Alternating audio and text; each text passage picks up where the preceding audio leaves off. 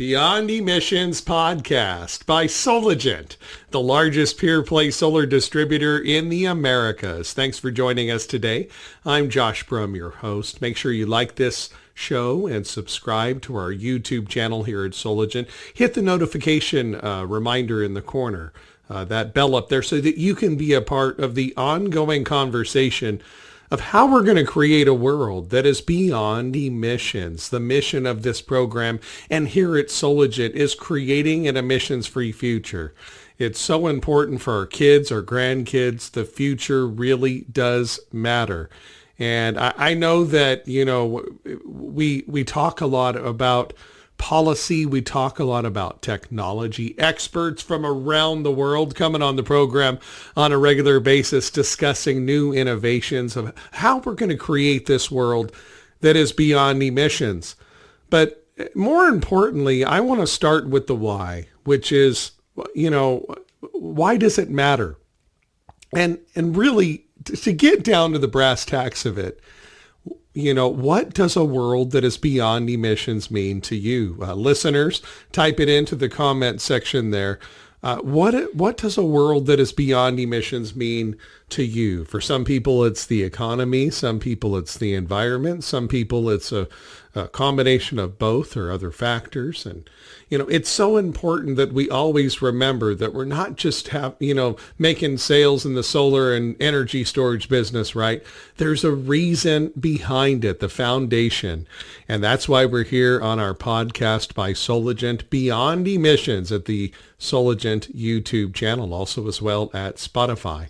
My good friend and also policy director over at CALSSA, California Solar and Storage Association, Brad Heavner, on the program with us today, my special guest. Welcome to Beyond Emissions, Brad. Thank you, Josh. Great to be here. I'm so excited. I am. Wow. What was it? Maybe 8 years ago or something like that when we first met at a CALSSA meeting in Tulare, California, over at our friend Jack Ramsey. I think he chairs the CALSSA chapter here in Central California, where I'm from. And, Jack hosted a meeting, and I met you there for the first time with owners of solar companies that have the same drive and the same mission that we have here, right, Brad, and you at CALSSA and us at Soligent, of creating a world that is beyond emissions. Before we get started, let our listeners know, Brad, what does a world that is beyond emissions mean to you? Well, it means being able to do the things that we love and need to do that in ways that don't harm the future planet and economy. I'm most worried about the economic impacts of climate change, that in future generations, I don't mean 7 generations future, but my kids and their kids, it's going to be hard to make a go of it if we're always having to relocate airports away from low-lying areas, and fixing highways and fixing things that are destructive. Just imagine all the expense that's going to come from that, and how much harder it will be just to manage a viable economy and give people opportunity for good lives. The more we have to deal with these kinds of disasters. So, but I have a lot of faith and belief and confidence that we'll be able to reorganize things in ways that will allow us to keep living our lives and do good things without having those impacts. Yeah. And without sacrificing the economy. As a matter of fact, for those out there who are afraid of stepping into this future, don't be afraid. In all reality, innovation always leads to new economic opportunities, right, Brad? That's right. Well, and our industry is a prime example where I love, being part of a business solution. I spent a long time, 15 years or so, working for nonprofit groups, consumer rights, environmental groups that were working on clean energy. I was a clean energy policy person. I have done that for 25 years. But for a long time, it was for nonprofit groups and just sort of, from a do-gooder perspective, if you will. And for the past 10 years, it's been from the industry perspective, where people are making money and employing people, running businesses, putting food on people's table, and building small businesses around energy solutions. And it's so fun to be a part of. It's such a great group of people. Yes, and we wake up every single day knowing that what we do makes a difference. It matters. It really actually makes a real difference in the lives of people working in the solar and renewable energy industry, but also as well the customers. They're making an impact by partaking in the solar revolution and now energy storage revolution. Brad Heavner, Policy Director from CALSSA, California Solar and Storage Association, with us today. By the way, folks, go to CALSSA and join up. Just click the button to join there.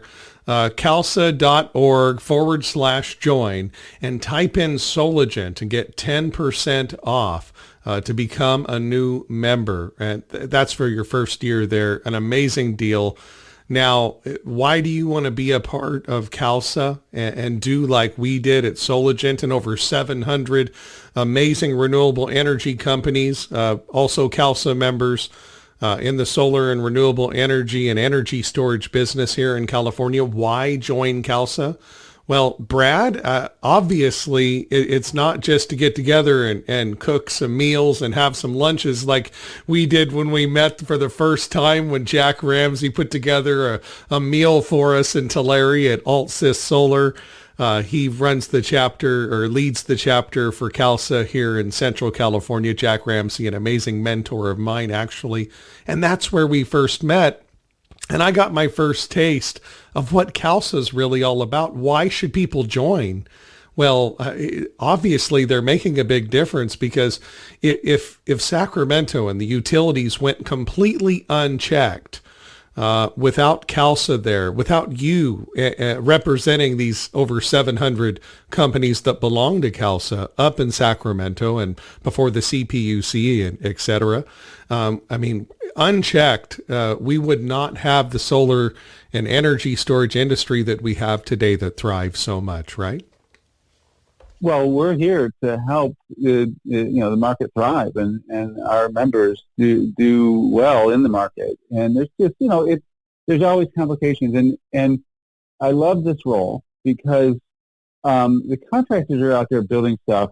What they care about is taking care of customer needs, meeting people, building stuff that helps people, doing it safely, following code, doing systems that work, building them right, and helping customers. And then my whole policy world is like dealing with the utilities, dealing with the government, stuff they'd rather not have to do, but is a necessary part of them running their business.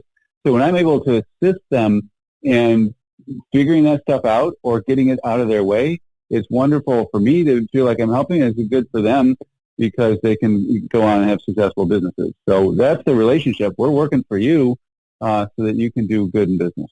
Yeah, and also as well, I want to give you credit and all the people on your team and others who are joining the fight as well. Carter, he's been leading some major protests every time, NEM2 was in effect, and now NEM3, it did pass, and it is happening. We'll talk a little bit about that. Brad Heavner, Policy Director with CALSSA, joining us today on the Beyond Emissions by Soligent podcast. Like this video, subscribe, hit the notification bell on the corner, be a part of our ongoing conversation. Carter is amazing. He works at CALSSA as well with Brad. And organizing to get all sorts of people from the industry, participants in CALSSA, to go up there and say, no, banning rooftop solar, no, we need it. And there was a lot of things that were potentially on the agenda that did not happen because of the fight that CALSSA put up. And the organization that you guys have is just amazing, and fighting for the rights of the solar and energy storage installer and contractor business and the residents, the residential customers out here that rely on that competitive solar market as well to get savings versus having to be a victim and beholden to the monopoly of the utility. And I see that solar tax. There was a solar tax on the agenda, and you guys really put up a strong fight to help make that not happen as a part of the NEM3 passage, right? Well, it's been an immense fight. It's been going on in one sense for 2 years. The actual proceeding at the Public Utilities Commission in California, where they asked the question, how should we change net metering? And of course, the utilities came in with these proposals that would have very literally put us out of business, and including a big tax on going solar. And so, we pushed back. We've had rallies around the state. We've done paid ads. We've done billboards. I don't want to admit how much we've spent on lawyers dealing with all this stuff. And it was an immense battle. In the end, defying expectations, there is no solar tax in NEM3. I think most people, if you'd asked them a few months ago or a year or two ago, if we were going to be able to get out of this with zero solar tax, they would have said no. There's no way. You're going to have to deal with something. And there was, some push to compromise. And we decided to stand and fight, and in the end, there is no solar tax. If you're in the solar and renewable energy storage industry, I highly suggest that you join CALSSA today. CALSSA.org/join, and type in Soligent and be like us at Soligent, along with over 700 members that get to benefit from Brad and Carter and all the members there at CALSSA that are doing hard work behind the scenes to keep things like that from happening, the solar tax. Type in Soligent as you join with CALSSA and get 10% off your first year. I cannot implore you enough, if you're listening right now, to be a part of CALSSA. Because unchecked, there could have been a solar tax. We're in California. I was telling my wife the other day about how there was potentially going to be a solar tax. And of course, you guys really fought to help make that not happen. And she goes, this is California. This is the solar state. This is, aren't we pro renewable energy here? Why would we tax? What's going on with that? And, for our listeners that are listening right now, and we're going to get into policy soon, explaining some stuff about NEM3 for you. NEM2, the deadline, April 13th at 5 p.m. So if you want to get your customers locked in under NEM2, that's retail rates sellback versus really low sellback rates afterwards, where energy storage will be vital. And we're going to talk about that and NEM3 policy and strategies that you and your solar business can employ to be successful under NEM3. But to continue this conversation, Brad Heavner with us from CALSSA, Policy Director here on Beyond Emissions by Soligent. Brad, my wife's question, I think, is echoed by thousands of Californians who have heard how important solar is. Solar. Why would they want to tax it? That doesn't make sense.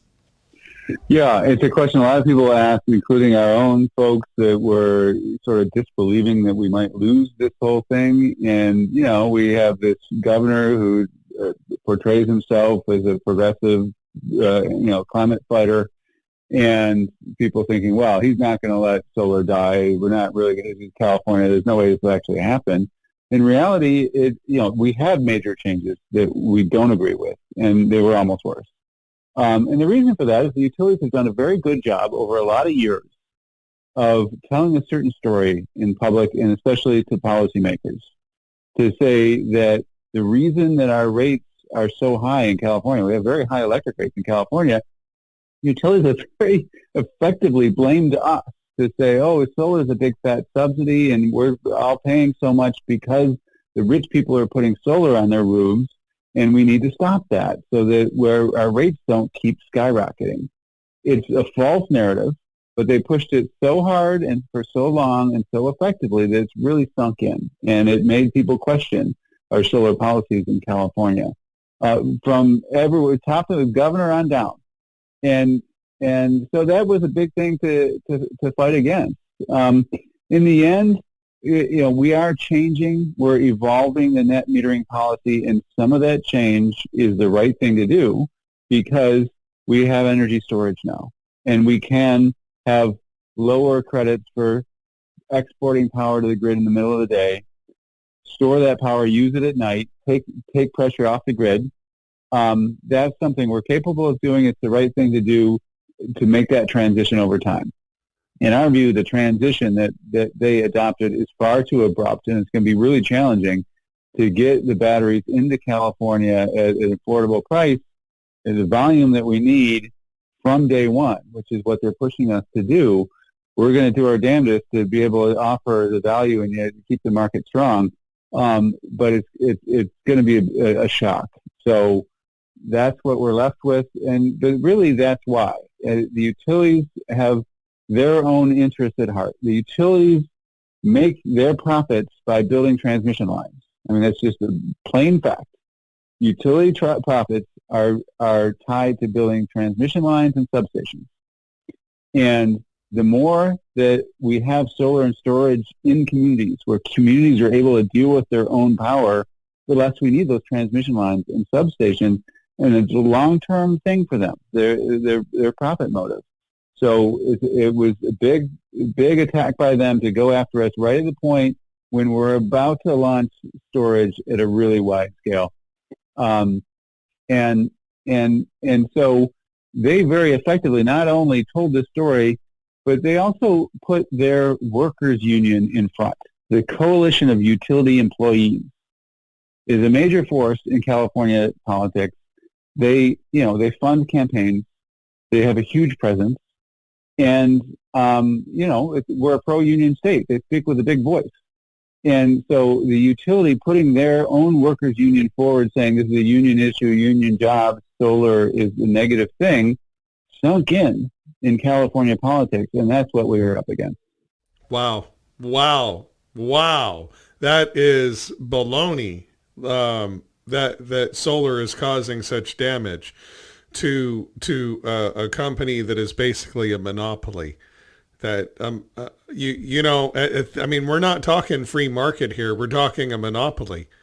And I say gloves are off now, and we have the opportunity as citizens to own our own power, to be our own power plants. And at the end of the day, it's not fair what happened and how they portrayed the narrative.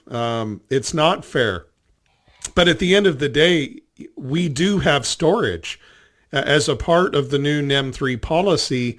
And not only is storage going to be vital to get a return on investment, but if properly sized and selected per what the different customers' needs are, storage can allow a solar customer to become their own power plant, to become their own utility. So in a sense, just to kind of take a positive spin on it, yes, it's not fair that it happened, but now that we're here, at the end of the day, this is an opportunity, and storage can actually give people their independence and freedom, right, Brad? Well, that's right. So there's a scramble going on right now to install all the systems that are kind of in process. So a lot of people have been looking at solar proposals, and they take their time signing on the dotted line and just making the decision on what to install, who to hire to install it. And right now, you need to make that decision right away and get that contract signed, get the application in, so that you get your solar before this change happens. And if you sign that contract in the next couple of months, you are able to do that. And after that, we're going to have to pivot very fast to say, okay, we're dealt a new hand here. We have to make the best of it, and energy storage is the solution. And I've spent a bunch of time modeling out customer savings under the new net metering, and battery. It helps that it's almost essential. I want to say that the battery is essential to customer savings. Some customers will still be able to have a viable system with solar only, but for the most part, you want a battery. And so the biggest question is, and it's good news that if you have solar with a battery, the payback on it is pretty good. You're going to be able to, if you can get the financing or pay the cash for the system, it's going to be a good investment. And so the biggest question is, can we get enough batteries into California to sustain the level of market activity that we've built up around solar? Yes, we can. I can speak as energy storage manager here at Soligent. By the way, folks, Brad Heavner, policy director from CALSSA, CALSSA.org/join. Type in Soligent and become a member. Type in that Soligent code at calssa.org/join. Type in Soligent as your discount code and get a 10% off discount for your first year's membership. I can answer that question from the standpoint of Soligent. We're the largest pure play solar distributor in the Americas, and we gathered our leadership team together months ago to put our heads together around, even though at that time NEM3 hadn't passed, we started getting prepared. We have stock. We're going to have energy storage options in stock and ready to go for customers who are going to be under NEM3 policy, Brad. So to answer that question, I'm excited to be able to say, yes, I work for an awesome company at Soligent that read the tea leaves and said, you know what, we need to be prepared for our customers because storage is going to be a have to under NEM3. And like you said, April 13th, 5 p.m., that's the deadline. Folks, you've got to have, an accurate and completed interconnection agreement, single line wiring diagram, completed California CS LB Solar Energy System disclosure, and a signed California Consumer Protection Guide. Is there anything else that folks need to do to get under that April 13th deadline by 5 p.m. to grandfather their systems for their customers under NEM2? Well, first off, one update. So in April 13th was my count on the deadline. I've been corrected by the IOUs. I'm not sure why they're counting it one way and I'm counting 120 days a different way, but April 14th is the new day. So it's midnight on April 14th. Just got that settled down. And then it's all the normal stuff for submitting an application to install solar. Except you don't have to do the actual installation. Everything short of the final inspection, you submit your application like you always have to install a solar system. And if all the pieces are there, your application is complete with all the relevant disclosures and diagrams, then it's stamped complete before the deadline, and you're good on being a NEM2 customer. Now, under NEM2, that's solar only, where you get back the value of the retail rate basically during the daytime for what it is you would buy it for at that time. Get it in for your customers before that deadline, midnight. Brad Heavner with us from CALSSA. Great update. Thank you, Brad, letting us know midnight on the 14th of April is the deadline to make that happen. Now, energy storage, we'll talk about this in just a moment under NEM3 and the advantages and why people want to do it beyond just having battery backup. Lord knows we had a whole bunch of outages here recently with all the big storms in California. And, it was just, wow, why should we have battery backup? Hello, that's a big reason right there. That's always been a big reason to have peace of mind when the grid goes down for your home. And we can help you with that here at Soligent. Click on the link below if you want to become a dealer. We have stock and panels and energy storage available. But Brad, as far as NEM2 customers that are able to meet that deadline, and get their customers under the NEM2 agreement and get that rate back for what they sell back, energy storage is still a viable option for them as well, right? Because rates are higher that they're consuming at night from, say, 5 to 9 p.m., for example, when the sun's not shining. The utility's charging a lot more than that value per kilowatt hour. So if they were to store it even under NEM2 and discharge whatever kilowatt hours would need to be discharged between that period of time to offset, they could save a lot that way as well with energy storage too, right? Well, that's right. You can pay for the cost of the battery by filling up the battery with your solar generated power in the middle of the day and then using that power in the evening when rates are high. Everyone with solar has to be on time of use rates. Time of use rates are higher in the evening, and we can use the sun-generated power in the evening to avoid those higher rates by using energy storage. And if your PV array produces excess and you're under NEM2, you get those retail rates at that value selling back to the utility still, right? That's right. Yeah. What period of time is that agreement for folks who are able to get under the April 14th at midnight, folks, NEM2, get with your customers, make it happen, close those deals now. Your competitors are doing it. So you need to not let people sit there and hem and haw. You got to give them that sense of urgency. It's not just a sales tactic. It's reality. Time is of the essence. April 14th, Brad Heavner from CALSSA updating us today at midnight for NEM2 customers. How long is that agreement valid, Brad? Well, so it's a 20-year agreement, and the same as it has been. A 20-year term of NEM has been in place ever since I know, and it was under fire that there were a lot of people that wanted to go back on the deal and say solar customers are saving too much money. We need to get rid of this 20-year term of the agreement. And we said, hey, a deal's a deal. This actually, for contractors that have relationships with customers, this was a primary thing, a line that was not to be crossed. And I felt this unflinchingly from everybody to say, I gave the customers my word that it was 20 years is what the policy is, and it's not going to change. And for that to change was the threat of that changing was a major issue for all solar contractors, and we made that known. We spoke up very loudly about that. Said a deal's a deal. You cannot go back on this. We've made promises to customers. You can't pull that back. And in the end, the commission and the governor agreed. They got rid of previous proposals that were on the table to make retroactive changes to net metering agreements.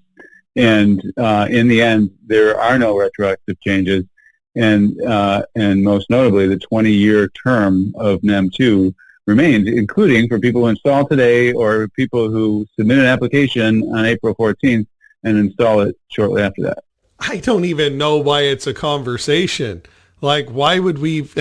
What in the world? Of course, we can't go back on our deal that we make with customers, but politicians so conveniently were willing to do that because of the loud voice of the industry, from the utility, from the monopoly, and their union. It's amazing. What about the taxpayers, Brad? Right? How about the people that pay the taxes in this state? The businesses, the homeowners, the people that work every single day that make this state what it is, that pay for the actual bills. I mean, why wasn't? I mean, I guess the way that they were only able to be heard was through an organization like CALSSA. I mean, you guys were like a lone wolf on this almost, right? The only one really fighting for it, right? Yeah, well, we brought in allies, and we built a coalition that ended up being, I think it was 600 groups of all sorts, all across California, who signed on. Obviously, environmental groups were there, environmental justice groups, but also community groups, low-income advocacy groups, all stripes, all shapes and sizes. A coalition of 600 organizations got together and said, no, don't kill solar in California. Don't make these changes that the utilities are proposing. And that was very impactful. And when the utilities try to portray it like poor people are getting the short end of the stick from solar expansion in California, we answered by bringing forward people who represent low-income communities, and said we need to have a continued opportunity to generate our own electricity. That made a huge difference. My wife said that too. She laughed. She's like, "What? Poor people don't need job opportunities? The biggest opportunity for a job in the last decade or two has been in the solar business. The solar industry has employed how many people? How much tax revenue is that? Ronald Reagan, not to get political, he used to always say the best social program is a job. What's going to help poor people? Jobs. That's Jobs. Right. And there, we employ more people than the utilities do. We put 70,000 people to work in California doing solar energy here every year, and that's more than the top 5 utilities combined. I think all utilities combined, and it's meaningful. It's taken a long time to get to that stage, right? We have invested in some of it through state policy. There was a subsidy program for a long time. Right, they got the industry up off the ground, got us to scale, and we've grown even since that subsidy program expired long ago, 2012, and so it's been 2 decades in the making, becoming this force of 70,000 people doing the installing and the designing and the manufacturing and the selling and the financing of solar energy in California. It's something to cherish. We don't want to lose that at all. And that's one of the biggest reasons we're concerned about losing any momentum in the market. Yeah, I agree. And this is something that brings all sides together. I don't care what your political spectrum is. Maybe your motivation is economic and you don't care about the environment, or maybe you only care about the environment, or maybe you have a mix of both. Whatever it is, that's why we have these discussions here at the Beyond Emissions by Soligent podcast. Our guest today, Brad Heavner, Policy Director at CALSSA, California Solar and Storage Association. Go there today, calssa.org/join, and type in Soligent for your discount code and join the revolution. 10% off if you type in Soligent. You've got to do that. It's unreal that anyone would think that solar is hurting poor people. I don't know what. Hello, Brad. That boggles the mind that they would even consider that as an argument. Like that was actually a viable argument. Unreal. And energy storage is about the only thing that I seem to agree with them on. Were they fighting that at all as well? Or were they having issue, taking umbrage whatsoever with our policy or our stance on energy storage as a real part of this? I mean, did they fight us on that too? I know that was a big part of NEM3 and it seems that they promote it.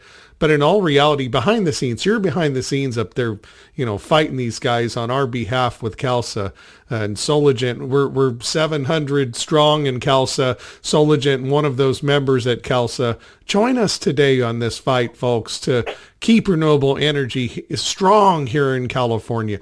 Were they fighting us on the energy storage as well? What are your thoughts? Well, that is a very interesting question, Josh, because on the surface, the debate has been about how to pivot to energy storage, that we don't want solar panels without storage anymore. We want all solar systems to include storage, and therefore we're changing the policy to push customers to include batteries with their solar. That's the basic structure of the conversation on the surface. But beneath that, the utilities don't want it to really be successful because they're scared. When we can effectively generate our own power, don't need their long-distance transmission lines as much, both on an individual basis and a community basis. That concerns them in the long run. So it's really their attack came because of energy storage, because energy storage scares them even more than solar panels when it's in the hands of customers. And so they were criticizing us for installing solar without storage and saying we need policy to promote storage, at the same time as they really wanted that policy to go too far because they didn't want energy storage ultimately to be successful. And energy storage has been something that you and I have been chatting around different shows and meetings and conversations for quite a while, discussing energy storage, Brad, before this was even a thing. And I remember our first original conversations about energy storage. It seemed for the longest time that they were making it very difficult. From what I remember of our discussions, this was 7-8 years ago, I think, when we first started talking about it. Maybe a little longer. Forgive me, time flies. But it seemed that the main value proposition for a homeowner to get energy storage at that time was really just getting emergency battery backup, and that was really the only real viable value proposition for someone to think about at that time. But now that you at CALSSA and other allies have fought to make sure that energy storage is front and center under NEM3, there's an opportunity to utilize energy storage under NEM3 after April 14th. By the way, if you want to get your customers locked in, remember Brad Heavner from CALSSA here with us on Beyond Emissions by Soligent podcast, just reminding us that the actual due date to get your customers locked in is April 14th at midnight under NEM2. Energy storage still viable there for arbitrage 5 to 9 p.m. when the rates are a little bit higher, plus having emergency backup. But that value proposition used to just be emergency backup, right, Brad? But now under NEM3, there's a real opportunity to get a return on investment, right? You're running some numbers. I'm running some numbers on my side as well, trying to figure out the lifetime per kilowatt hour cost of different battery manufacturers so that we can help to educate our installers, to educate the customers. Here's how much this battery is going to cost you per kilowatt hour over its lifetime versus that kilowatt hour over the lifetime with the utility. And when I'm looking at it, I'm like, holy smokes, there really is a good return on investment, not just battery backup under NEM3, right? That's right. It's pretty exciting, actually, that once we have batteries flowing to California, the supply chain is set up and really functioning, which you know better than I how quickly that's going to happen. It could be very quick. It could take a while, but once it is, the savings are there. We'll be able to finance these systems and save customers money from day one, and so it is pretty exciting that we're at a different level. And the growth of the energy storage market, as you said, has been fascinating. When I first got hired on this job over 9 years ago, and we met right about that time, and I appreciate you teaching me about storage at the time when I was a newbie. And one of the first things that was on my list of things I had to accomplish in this job was to get storage, to allow storage to be interconnected at all.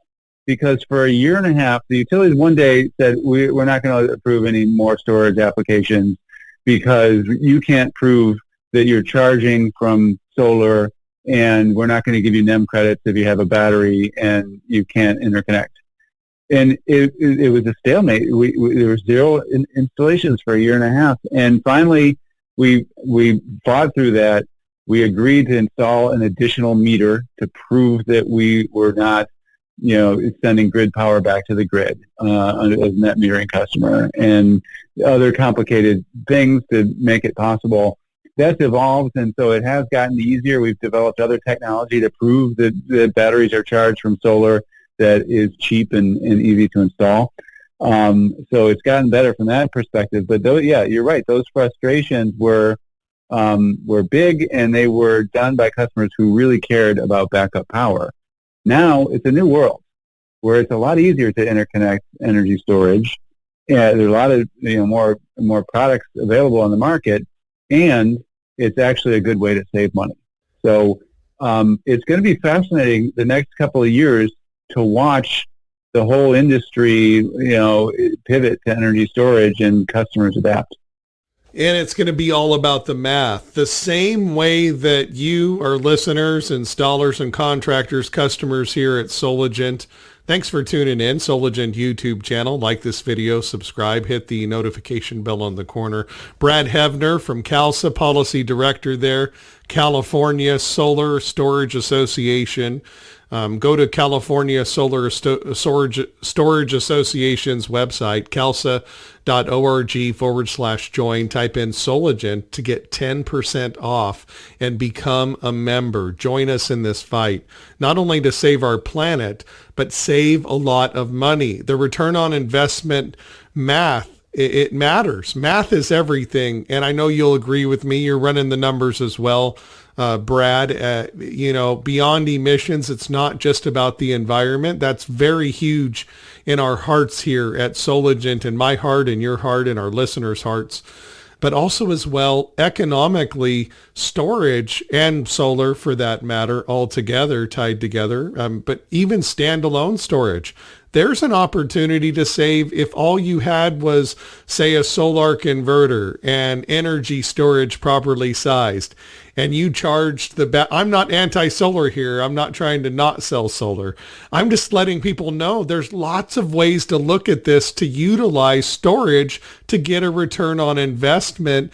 I mean, you could charge your battery up potentially overnight when the rates are cheap, and discharge it at certain times of the day to your loads, and actually make the battery still make you money or give you that return on investment. The math is everything in helping customers understand this ROI situation with storage, right?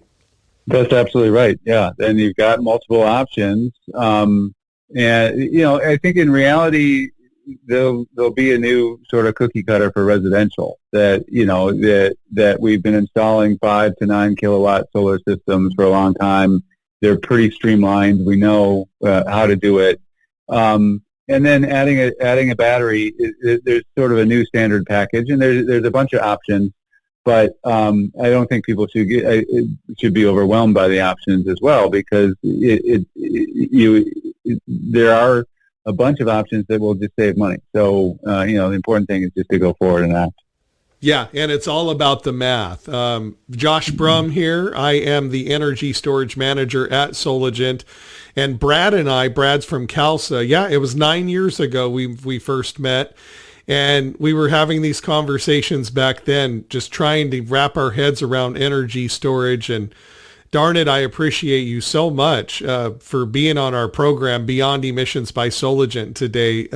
Lifetime cost per kilowatt hour. I know this is going to be over the head just to say it for a lot of folks, just to say it real quick. But I want to just give you an example real quick of an equation that I learned from Outback Power certification class about 8-9 years ago from Roy Nungen, a gentleman that's an expert in the off-grid side of things. And this was at a time when cost per kilowatt hour, as it pertained to batteries in a solar system, 99% of the time all off-grid. And so it's really just about living off-grid, not really, comparing cost per kilowatt hour versus the utility. But now under NEM3, after April 14th, this matters now. So if you don't mind for just a moment, I'm going to read real quick and explain to folks how to figure out lifetime cost per kilowatt hour on a battery. Is that okay if I do that real quick? Yeah, very good. Yeah, please do. Okay. So folks, what you do, and it's real easy, what you do is first you have to figure out what is the lifetime kilowatt hours that are going to be delivered by a battery. So for example, I'm just using this as an example. I don't have a preference. We love Fortress. We love Simplify Power. We love Home Grid. We love Solar Edge. We love Generac. We've got all these great options, Enphase, all available here at Soligent. And click on the link below if you want to. We have stock, by the way. Supply chain, not an issue for us.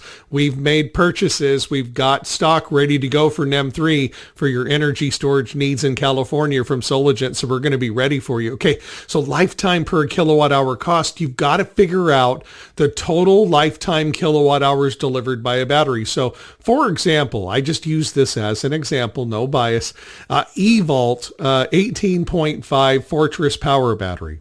Okay, so when we look at the cost of that battery retail, 11,581, minus the 30% federal tax credit, assuming that's being applied. We're not a CPA. This could change the metrics for each and every single one of you listening, but it's just an example. That comes to $8,106.70 of upfront cost. Okay. So what you do then is you figure out, okay, what's the lifetime kilowatt hours delivered? Well, 18.5 kilowatt hours times 80% depth of discharge, 80% of that battery is usable capacity. So 14.8 kilowatt hours of usable storage. And according to Fortress, we go by what each manufacturer says their battery will deliver at the desired depth of discharge that they recommend. They say 8,000 life cycles. That means that that battery will deliver 118,400 total usable kilowatt hours delivered over the life of that battery. So then what you want to do is you want to take that upfront cost that we figured out minus the 30% for the federal tax credit. That comes out to $8,106.70 divided by 118,400 total usable kilowatt hours delivered over the lifetime of the battery equals 6 cents lifetime per kilowatt hour cost of that battery.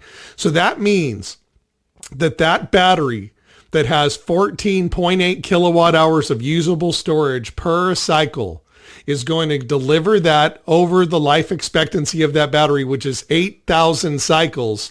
And you're looking at 6 cents per kilowatt hour over the lifetime of that battery. Now, if you go and you assume 8,000 cycles, and we're assuming one cycle per day, that's full charge, complete discharge and full charge, one cycle, 8,000 divided by 365, that's 21.91 years. So that's 20 plus years life expectancy. It's locked in at 6 cents per kilowatt hour, man. So where else are you going to get 6 cents per kilowatt hour, Brad, right? That's right. I mean, that's fantastic. And it points to the long run benefits of both solar and storage. It's great that we can finance the system and save money for customers from day one. But also, if you're able to pay for it and get the benefits throughout the useful life of the equipment, those benefits go up over time, and it's a very good investment. And I'm sorry for being a weirdo with the math. And I know that that's not something that's just going to stick the first time I go through and I say it. But I'm here for you listeners. If you want to be able to figure out the lifetime per kilowatt hour cost in order to show your customers their return on investment with storage, just reach out to us here at Soligent. And we're here to help you and walk through this process and these equations. Math is really the key in our business. I love math so much, Brad. Math I hated it when I was a kid. I got like a C minus. I barely graduated with basic math skills. And now I've fallen in love with it. It's like my brain just completely opened up and to really see the magic of math, especially in our business for renewable energy, Solar+Energy storage. You're running a lot of equations as well, trying to figure out the return on investment in what you do and how you explain this to policymakers, right? Well, that's right. And I built a whole model on customer savings under NEM3 and playing with the numbers a lot. It's fascinating to do. And I've also distilled down all the numbers that are within NEM3 itself for the different export values at different hours of the year. I'm happy to provide this stuff to CALSSA members. We are going to have we're continuing our series of webinars on NEM3. The next one is February 7th. So you can sign up for that at calssa.org. They're free to members. And sign up for our list to get the updates on NEM. There's a bit.ly address. It's bit.ly/NEM-updates. If you want to get on that list and make sure you get all the latest information from us, the tools that we're providing to contractors to be able to do business under NEM3. And would you have any advice for installer contractor customers out there of Soligent. We're going to make sure we have stock for them in California, Brad. So let's take that worry off the table. Soligent is going to have energy storage stock and options. We've got Fortress Power, Home Grid, Generac, Solar Edge, Enphase, Simplify Power. So many other different options available. It's just amazing. The folks that we're partnered with, Simplify Power, right there in California in Oxnard. We have got stock. We have made an investment. So we are going to have energy storage available to our customers from Soligent in California. So these installer customers, they need to get kind of rehash what we talked about already, but it's so important under NEM2 in order to get their customers, dialed in for NEM2, remind them again what they need to do. And also please remind them again, after April 14th, it's another world, and energy storage is so important and vital. Remind them again about that as well, please, Brad. Yeah, so April 14th is the deadline to submit an interconnection application under NEM2. And if you do so, if it's a complete application without any omissions or mistakes in the application, then the system is qualified for NEM2. You can install it after that deadline as long as the application goes in earlier. Obviously, it's better to install the system before April 14th if you can. Then there's no risk that you got something wrong on the application and the utility finds a mistake.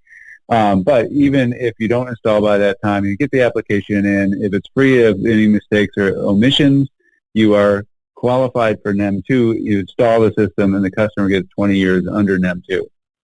If there's a customer, you find customer, beyond that, for those customers that don't meet that deadline, then we're in the NEM3 world.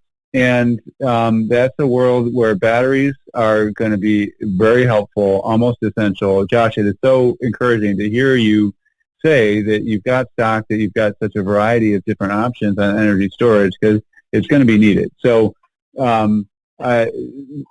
that we can help you model out, understand what it takes to get customer savings and to make the sale under NEM3. Soligent can help you get the equipment at the job site, and I'm encouraged that we'll be able to make a go of it. Oh, and again, not only we've been talking about policy, we've been talking about economics, we've been talking about NEM2, NEM3, Brad Heavner, policy director at CALSSA, California Solar Storage Association, today. But to kind of just loop all the way back to the very beginning, what does beyond emissions mean to you? All of this, it isn't just a business. We've been out of whack. Our environment has been out of balance for so long. Billions and billions of barrels of fossil fuels pumped out of the ground that took millions and millions of years to get there. And over 100+ years has been shot up into our atmosphere.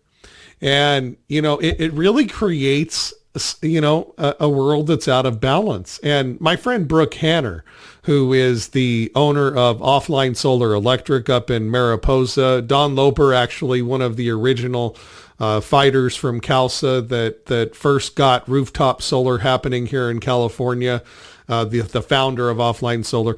Brooke, he's the guy who taught me what a kilowatt hour is. Speaking of Jack Ramsey, another mentor of mine, they would all agree that we're out of balance in our environment, and renewable energy, you only have to create that storage once. You only have to manufacture it once. You only have to manufacture that solar panel once or that inverter once. But once it's installed and it's being used, it is making energy and storing energy and helping you live and giving you the energy that you need day after day after day after day. Versus that barrel of oil that's refined and used, it's burned up in the atmosphere, it's gone forever, right? And this is a finite resource, our fossil fuels. In addition, Brad, beyond emissions can mean national security, right? President Xi over in China talking to Saudi Arabia about taking the yuan as currency. Our reserve currency status is really backed by oil because they only take the dollar currently right now. So getting off of a fossil fuel-based economy, it's great for the environment. It's great for bringing our environment back into balance, having this renewable energy, but it's also great for national security as well, right? Well, absolutely, and it's encouraging to see the domestic manufacturing that is happening. Energy security is hugely important. I mean, who's not worried about global insecurity right now? This is a mandatory thing, and it is, again, it's exciting, the fact that we can build this stuff and then the energy comes from the sun. Because I got to admit, I'm in this industry. I know the basics of how the technology works, but it still feels kind of magical to me that the sunlight is coming down and creating energy, and we can store it. We can drive cars. We can heat our homes. We can cook our food off of the energy from the sun. It's brilliant. Yeah, and Caltech last week, I mean, innovation all over the place. Caltech deploying an experiment, if you will. Rand Corporation back in the 70s talked about its potential.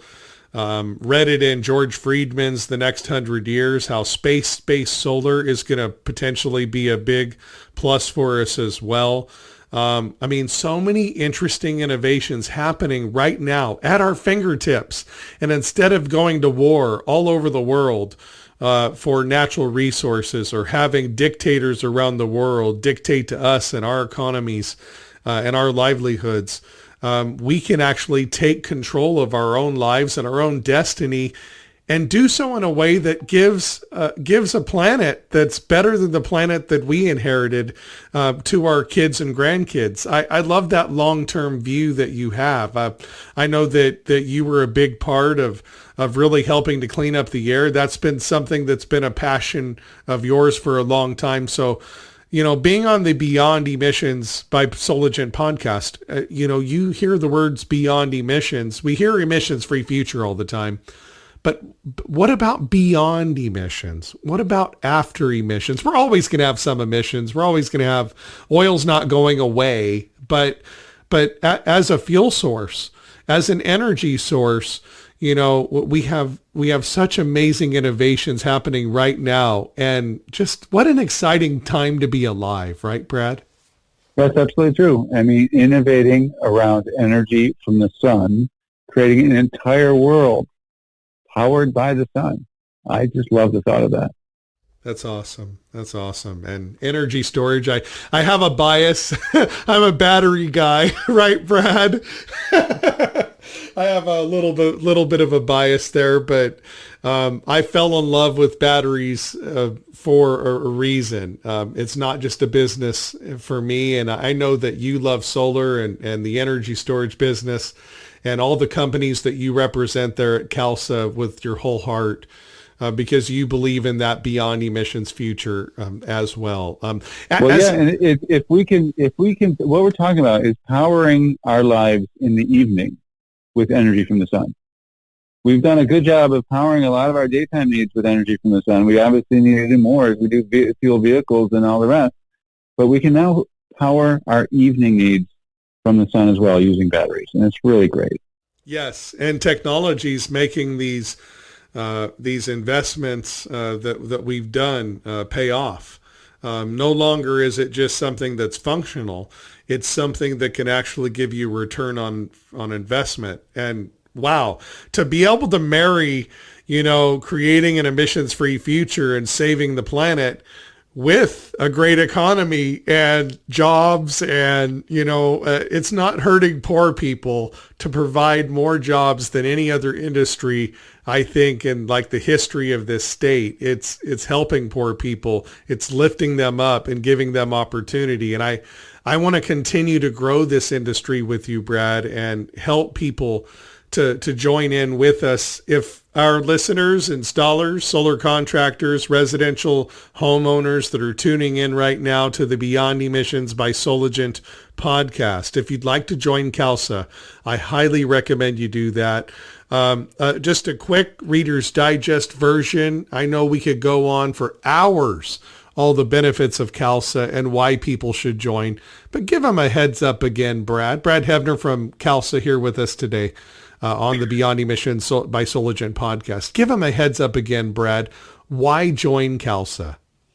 Well, we're here to provide the tools to have a successful solar and storage business. And that's both informing folks about all the rules on net metering and the numbers behind that.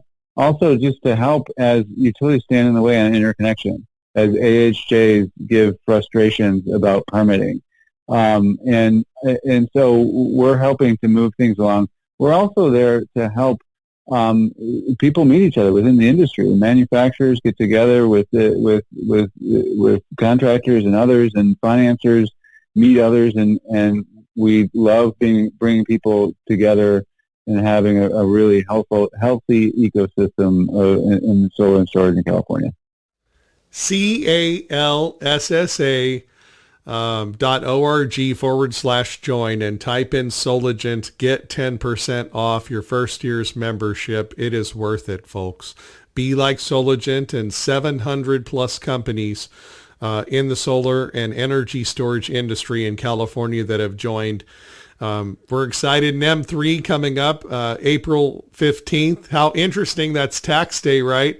Or it has been traditionally all these years, April 15th. Energy storage is going to be a requirement and a necessity, plus a peace of mind to have energy storage as battery backup for your home, etc. And Soligent, we're here to take care of you with stock, folks, in California. Prior to that, updated today, Brad Heavner from CALSSA, Policy Director on Beyond Emissions, just gave us an update that the actual due date is actually April 14th at midnight.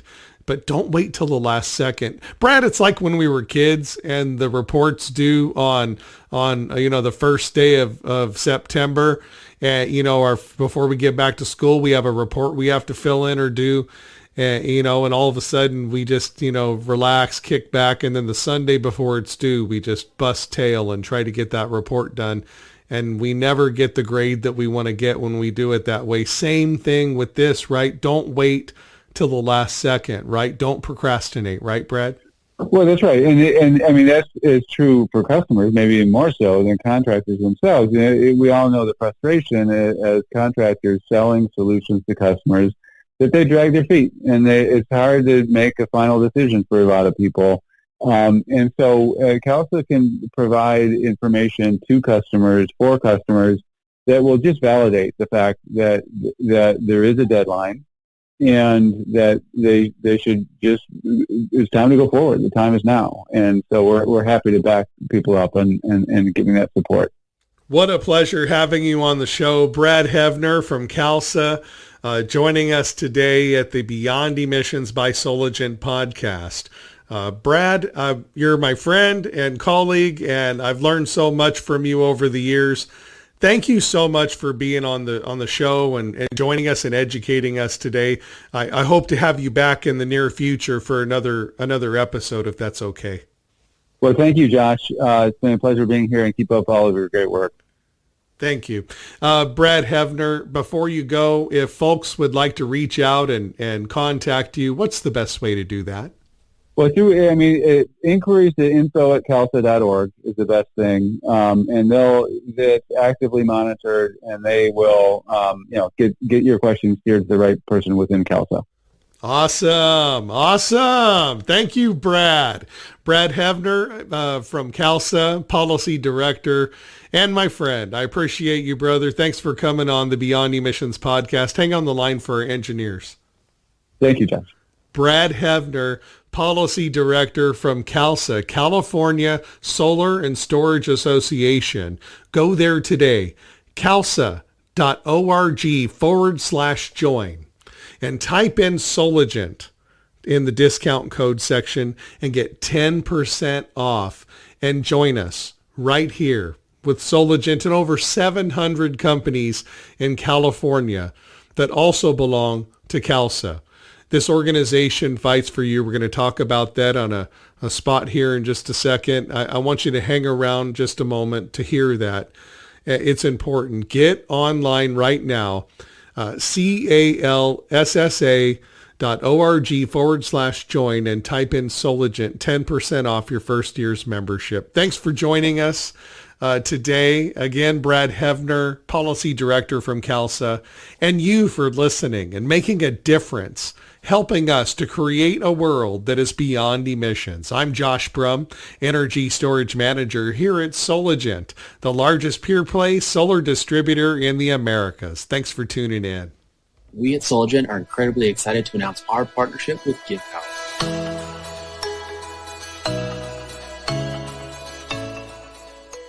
Well, we wouldn't be here today talking to you about GivePower if it wasn't for our partners, LoanPal. They've been with GivePower since the beginning.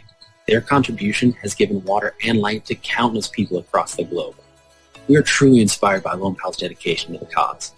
Something LoanPal said really strikes a chord regarding GivePower, that this is something that's more than money. It's what makes making money more worthwhile. In a lot of ways, that's synonymous with what we're doing here at Soligent. Here's how you can help. What we've decided to do is compound LoanPal's contribution by donating to GivePower on every order paid via our direct pay program through LoanPal. That's right. Every time your company uses your LoanPal portal to pay Soligent for material, 5 people get clean drinking water for a full year. Together we're stronger.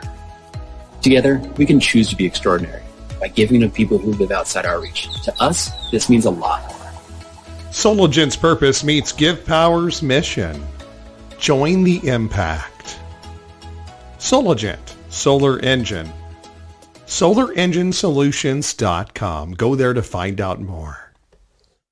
CALSSA, CALSSA, stands for California Solar and Storage Association. Join over 700 companies, including Soligent, and become a CALSSA member today. Go to www.calssa.org/join and enter Soligent as the discount code and receive 10% off your first year. Membership starts as low as $500 per year and covers you and your entire company. You can pay in monthly installments or once per year. Why join CALSSA? For over 40 years, CALSSA has been fighting for your rights in California. If you're an installer or contractor in California, it's CALSSA working behind the scenes on your behalf to protect the solar and energy storage business you and your companies rely on each day. Imagine the utilities are totally unchecked without CALSSA fighting for you. CALSSA fights for your rights and also provides resources like direct one-on-one support from their experts to help you with your questions, navigating everything from NEM3 to battery fire code compliance. CALSSA will help you and your company to stay up to date on the latest policy changes that impact the California solar and storage market and your bottom line. Joining CALSSA helps to fund their work to lobby for cutting solar and storage red tape, pass pro-solar laws, and to defend your business from attacks. Become a CALSSA member today at www.calssa.org/join and enter the discount code Soligent to receive 10% off your first year. CALSSA is fighting for you and your business. Join over 700 companies like Soligent and make a difference in the California solar and energy storage market today.